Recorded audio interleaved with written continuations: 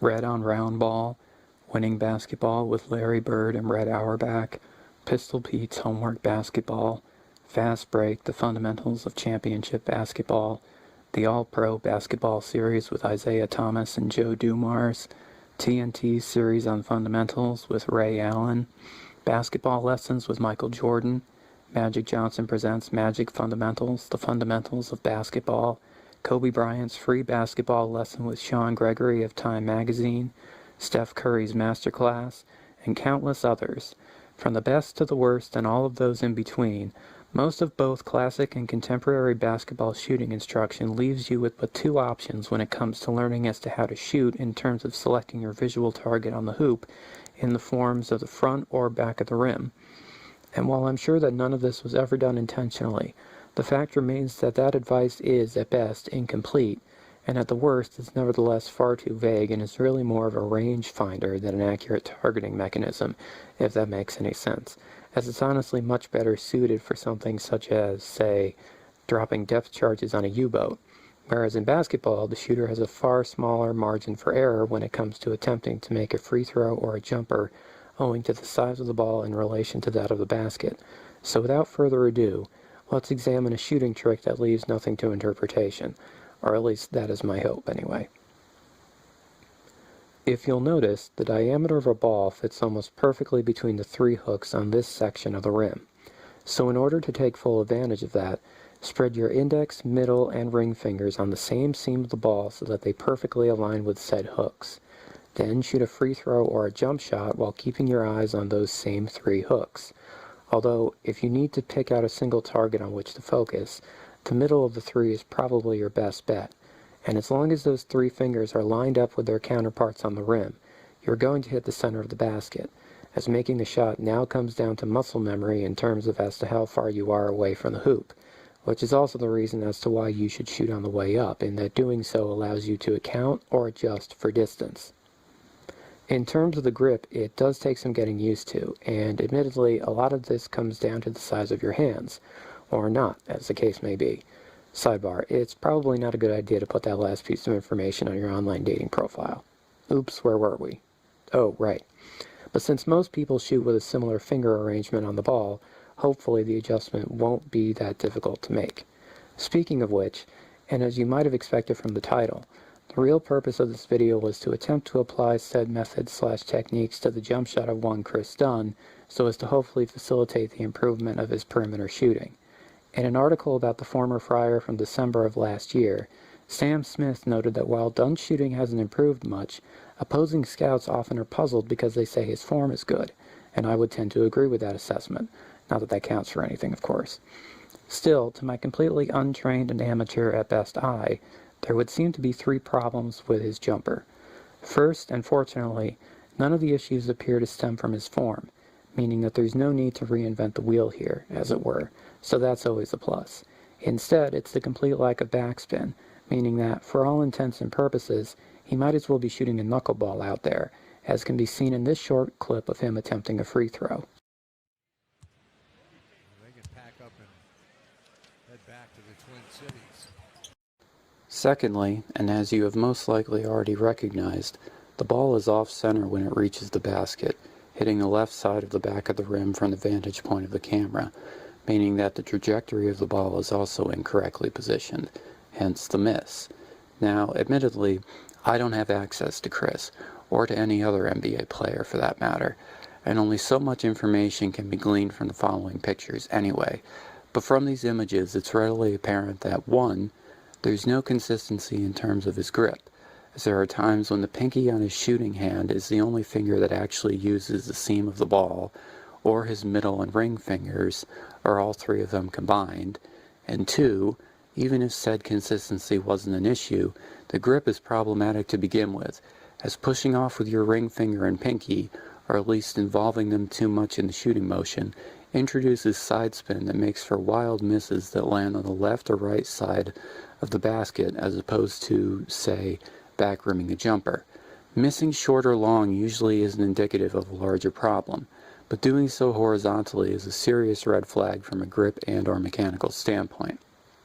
Additionally, among his similarly sized contemporaries, two of the better shooters in Kyrie Irving and Donovan Mitchell, not to mention one of Dunn's favorite players in the late Kobe Bryant, use or used some variation of the type of grip that was mentioned at the start of this video, with all of them pushing or having pushed off with their index and middle fingers that make, or made, use of the same seam of the ball when shooting, and the overall field goal and three-point percentages speak for themselves, so you don't have to take my word for it.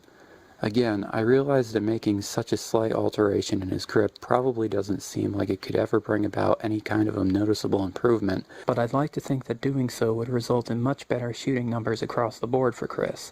All that it takes is time and dedication. Finally, someone call Megan Trainor, as it's all about that base. Okay, technically it's partially to do with said base. Or something, I think.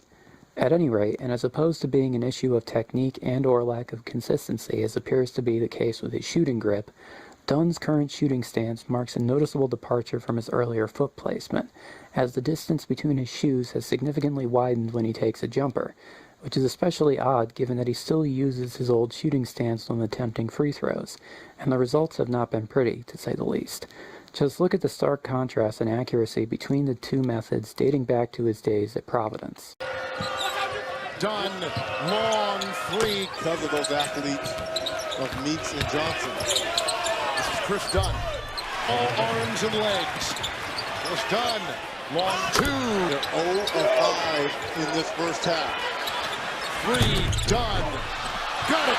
Jackson and Johnson and Meeks, and you come off the bench with James and Hicks. For Providence, whether it's on the pass or on the dribble, they cannot settle for the outside jump shot. Providence starting to respond. Three, Dunn. SC on a 6-0 run. Since Providence's 8-0 run. Dunn.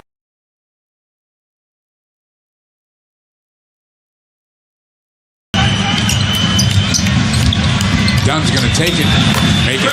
Green, Dunn, crosses over, fires the jumper, scores. And missing that, Lopez with it, second shot again. Dunn fires. He could just block it, he swatted it. There's Dunn, Dunn 2 free throws. Dunn stops, pops, and now Dunn sizes up his defender, fires. He can steal one here. Dunn. Richardson switches on the Dunn. Gets the screen from Lopez. Bulls have a 1-point lead. 7 minutes left in the first half. Chicago has lost 14 of their last.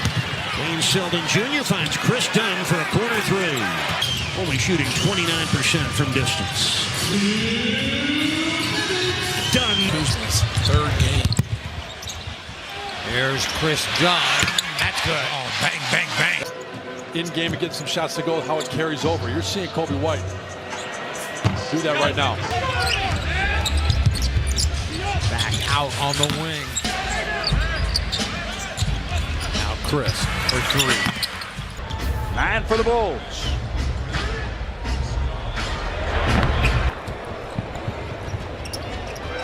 Kris Dunn. Outside Kris Dunn. No, wait a minute. Carter caught it, and we'll call it a jump stop. They double Carter. Great rotations on the defensive end by the Kings. Same shot at the end of the shot clock as you did right there. Bulls average 106, but they give up 110. They don't shoot it well percentage-wise as Dunn comes up firing.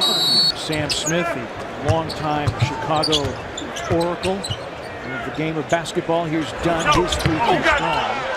That he's a legend here in Chicago. Jumper. Sato along the baseline. Pumped out to Dunn. Firing. Missed it. Wendell. Dunn has to fire another one. He's not the best scorer, but he does so many little things for Golden State, even those championship teams. It's very evident both teams are very tired, you can tell. And it's going to be the one team who has the freshest legs at the end. Dunn for three.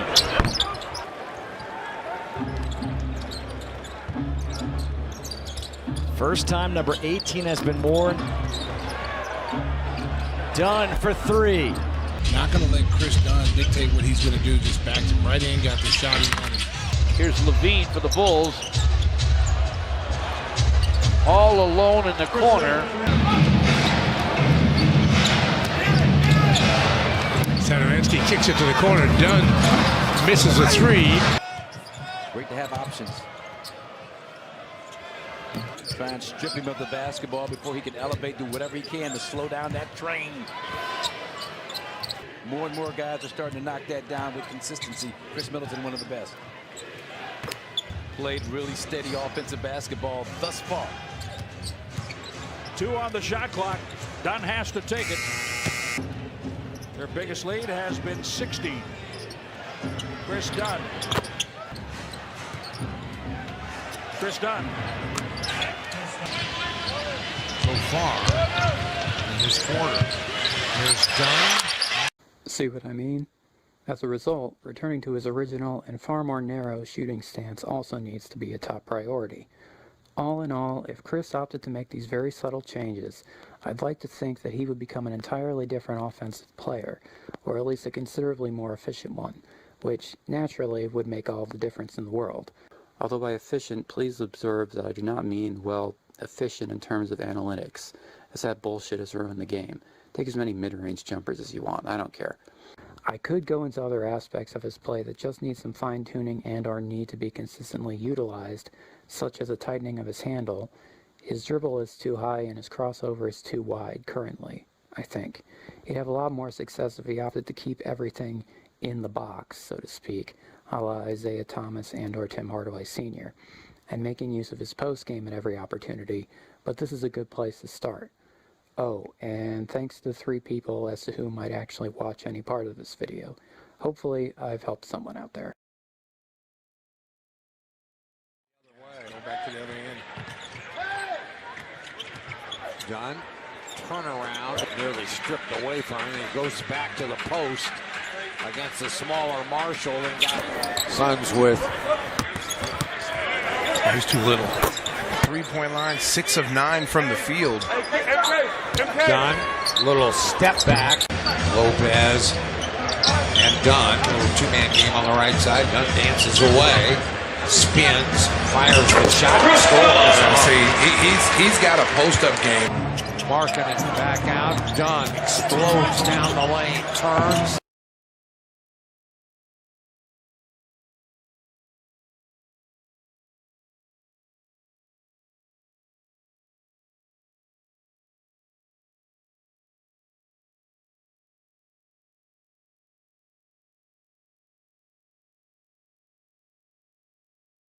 Colleges in the United States and said, look, I got a kid that could be special. You don't lead the three-point shooter, so they were playing it just like Houston does. How about Dunn inside?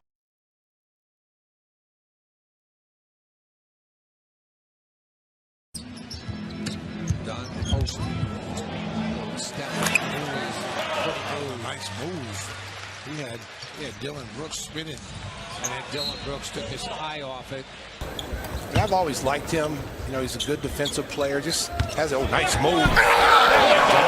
Get up or get out the way, Kris Dunn. Courtesy of this spin move and finish by Kris Dunn.